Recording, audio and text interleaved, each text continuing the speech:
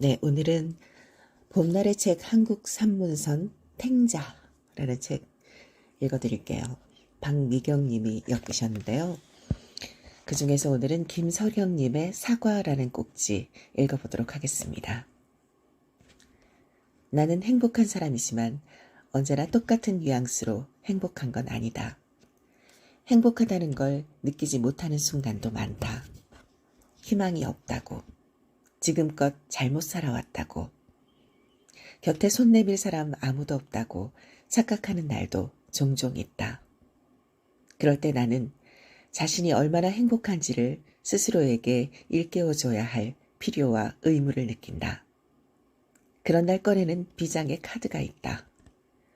직접 처방한 묘약인데 도마뱀의 눈물, 소금 뿌린 로즈마리, 밀랍과 복숭아씨 같은 까다로운 재료가 필요한 건 절대 아니다. 외려 아주 간단하다. 그렇지만 효능은 즉각적이고 강력하다. 그건 사과 하나를 껍질째 와사삭 깨물어 먹는 일이다. 너무 시시하다고? 아니, 그렇지 않다. 까다로우면 까다롭지 간단하다고 비웃을 일은 아니다. 사과는 와사삭 소리가 입안에서 비강을 통해 고막으로 바로 전달되고 뿜어진 과즙이 얼굴에 확 튈 만큼 싱싱해야 한다. 물 많고 당도가 높되 단맛 뒤에 반드시 새콤한 진저리가 뇌 하수체의 어느 부분을 살짝 건드려줘야 한다. 그러므로 같은 과일이라도 배나 감은 사절이다.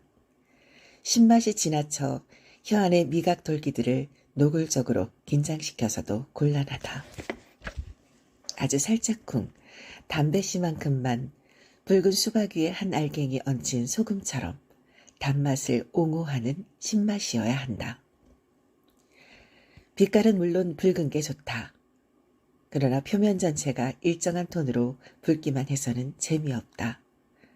농담과 명암과 강약이 요구된다. 동트는 하늘처럼 연분홍이거나 연노랑이 한 줄기 끼어드는 편이 의식의 지평을 확장시킨다는 게 그동안의 내 경험이다. 형태가 좌우 대칭일 필요는 없다. 약간의 불균형이 오히려 매력적인 건 이 경우도 마찬가지다. 너무 복잡하다고? 그렇지 않다.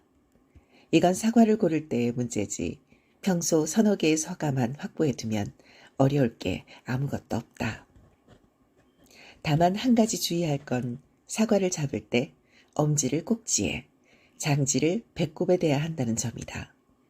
그래야 안정감이 생기고 사과 안에 든 하늘 기운, 땅 기운이 몸 안으로 일사불란하게 스민다.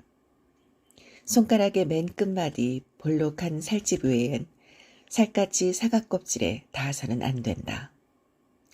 짐작했겠지만 초밥장이가 생선을 오래 잡고 있어서는 안 되는 것과 같은 이치다. 사과의 물리적 형태가 점점 눈앞에서 사라진다.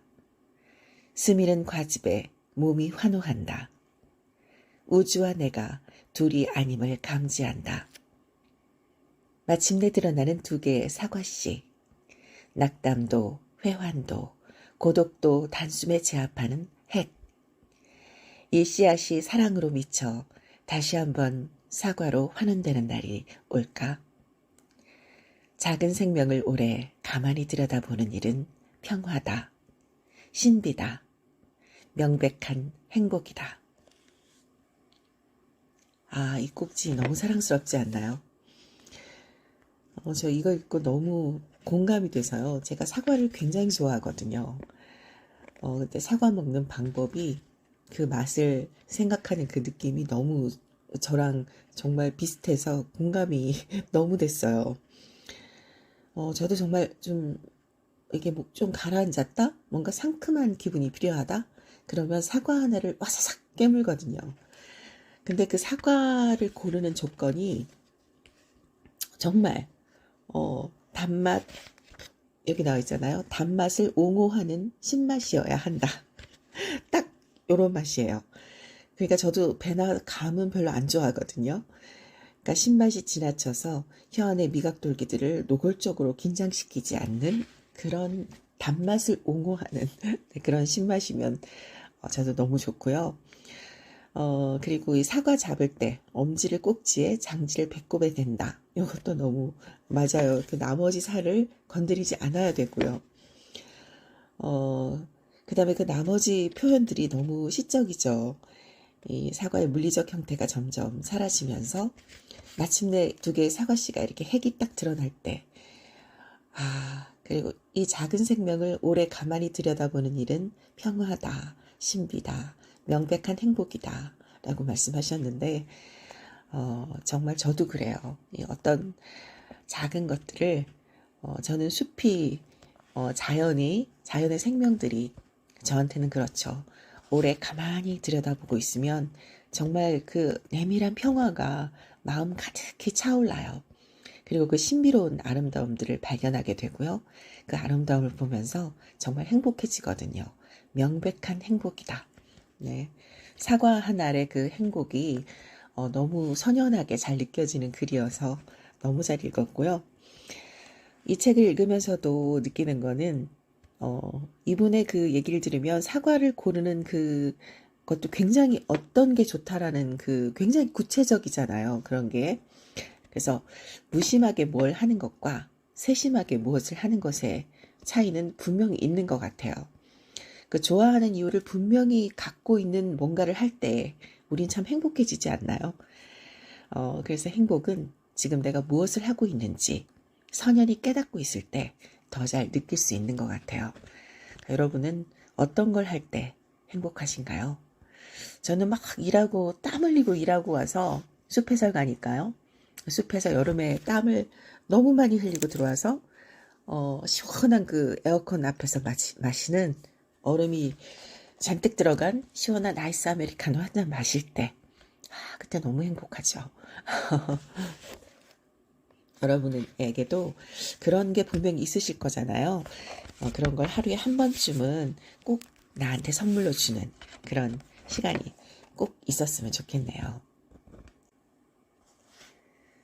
자, 곽꽃이 피었다라는 꼭지도 같은 분이 쓰신 거여서 읽어드릴게요. 오래된 주택가인 우리 동네는 길가에 버려진 바구니가 아주 많다. 크리스마스 무렵이면 특히 더했다. 대나무나 등나무로 공들여 짠 바구니였다. 고급스러운 것은 손잡이에 금속이 붙어 있기도 하고 아랫부분에 나무 조각이 붙어 있기도 했다. 등나무 자연색이 나는 것도 있고 흰 칠을 한 것도 있었다. 그게 어느 날은 대여섯 개 한꺼번에 눈에 띄기도 했다.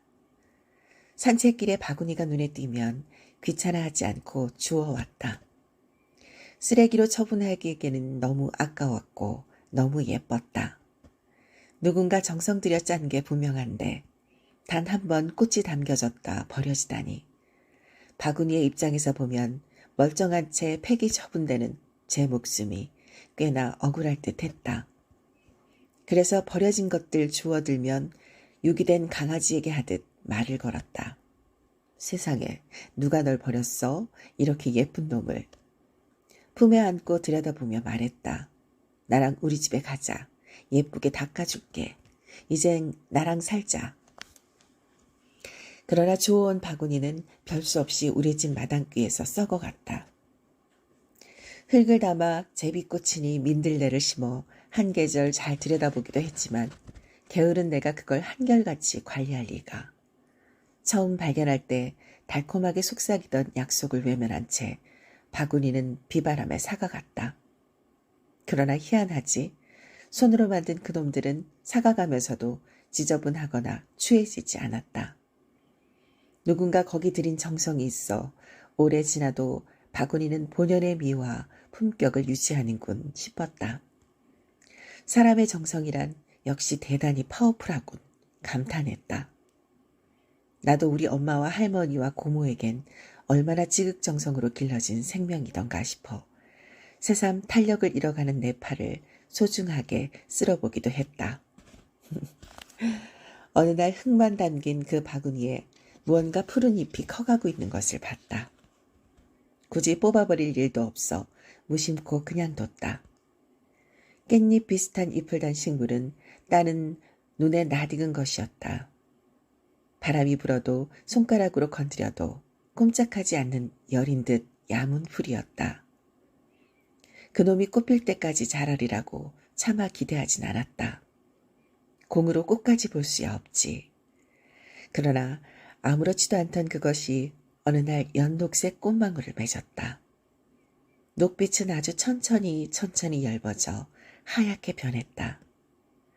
하얀 꽃망울이 조금씩 펼쳐지더니 마침내 꽃이 되었다. 한 송이가 두 송이가 되고 두 송이가 세 송이가 되었다. 꽃빛은 붉고 몸은 꼿꼿했다. 몸이 꼿꼿한 건 박토라 키가 충분히 자라지 못한 탓일 게다. 어디서 날아왔는지 알 수 없는 이놈. 내가 그토록 빈 바구니에 탐닉한 건 이놈을 맞이하기 위한 준비였을까. 그 옛날 초등학교 운동장가에 피던 바로 그 꽃이다. 시집간 지 온 3년 소식이 없는 누나가 가을이면 더 생각나요. 길게 여운을 들이면서 먼 하늘을 바라보게 만들었던 그때 그 꽃이 30여 년의 세월을 타넘고 여기까지 날아왔다. 어린 마음들을 일 없이 울먹이게 만들던 꽃.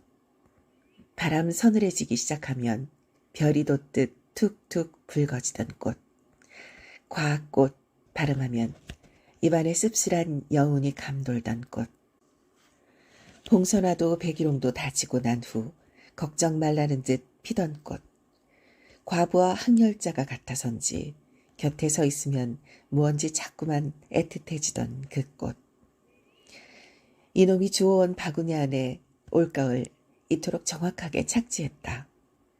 그리고 지난 시간을 압축하듯 정교하고 사연 많은 얼굴을 쳐들고 날 마주본다. 살아가면서 공짜로 얻는 게 너무 많다. 그걸 알고 나는 매번 놀란다. 세상 만자 공짜는 없는 것이라고 배웠는데 알고 보니 내가 얻는 건 모조리 무상이다. 하늘빛, 나무 냄새, 괜히 손등에 날아와 앉는 나비와 잠자리, 밤이면 떠오는 별들, 한 달에 20알은 잠든 머리맡을 스쳐 지나가는 달빛, 잊지 않고 불어오는 바람결. 가을이 오는가 싶더니 자꾸 깊어간다. 바람 불 때마다 가슴이 툭툭 고동친다. 난 아직 이토록 성능 좋은 가슴을 가졌구나. 서리를 맞도록 이놈은 줄곧 꽃 필 것이다. 몽우리가 숱하다. 들여다본다. 아, 과꽃. 중간중간에 발음을 제대로 못한 게 좀 많긴 한데요. 그냥 읽었습니다. 저도 게으른 편이라 잘해보겠다고 너무 열심히 하는 건 또 그건 저를 또 지치게 할 것 같아서요. 재미있게 해보려고 합니다. 그냥 모자라지만 참 아름다운 이름들이죠. 과꽃, 하늘빛 나무 냄새, 괜스레 손등에 내려앉는 나비와 잠자리, 밤이면 떠오는 별들, 머리맡을 스쳐 지나가는 달빛, 잊지 않고 불어오는 바람결. 이렇게 그냥 암송만 하고 있어도, 낭송만 하고 있어도 정말 마음이 너무 평온해지네요. 정말 세상만사 공짜가 참 많네요. 그죠? 그리고 이분처럼 시인일 거라고 생각이 드는데요. 사실 이 작가님에 대해서 그다지 많이 알지는 못해요. 근데 왠지 시인이실 것 같은 이분. 아직도 이토록 성능 좋은 가슴을 가졌구나 하셨는데 저도 그런 것 같아요. 이런 글귀를 읽으면서 이토록 행복해지니까 말이에요. 여러분도 어떠세요? 성능 좋은 가슴을 가지셨나요?